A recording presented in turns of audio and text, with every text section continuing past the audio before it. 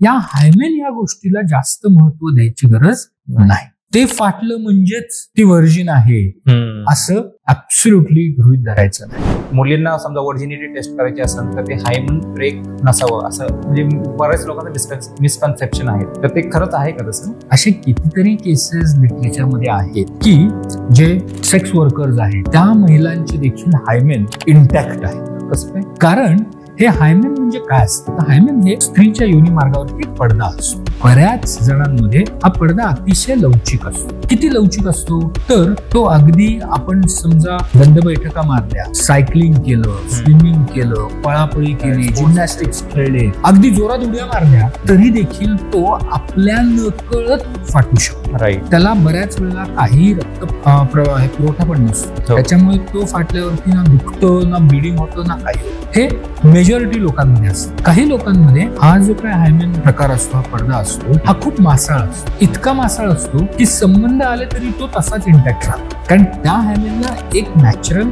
Hole असतंच की ज्याच्यातून आपल्या मासिक पाळीचं रक्त बाहेर येतं. सो ते जर का हायमेन अतिशय लवचिक असेल, मासाळ असेल तर ते फाटणारच नाही.